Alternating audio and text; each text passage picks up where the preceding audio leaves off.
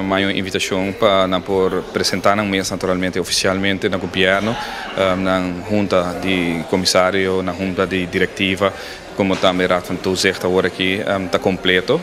e de uma conversação com nós nós a discutir diferentes pontos na caminho com o que mira sostenga que o bem de parte do governo plana com um time para pôr na dilante no momento na aqui e naturalmente desejando hope êxito que tarefa novo com um time caminho com nós põe ênfase mais como ministério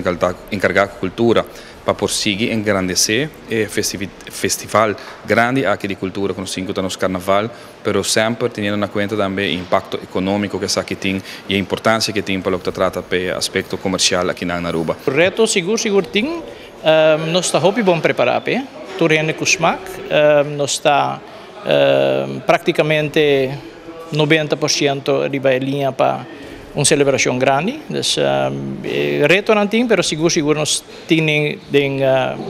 boa direção. Nós trabalhamos a organização Jesum, nós também temos parte mais também nós temos uma roda de prensa. Depois, à noite, nós vamos ter uma celebração grande na Carnival Village, onde nós vamos ter diferentes bandas. Também nós, à noite, vai chamar Legend. Nós vamos ter alguma surpresa, algo mais agradável para gente que conhecida em Carnaval, que sustém sempre na nossa cultura, com o Carnaval. Então, nós estamos bem preparados para isso aí.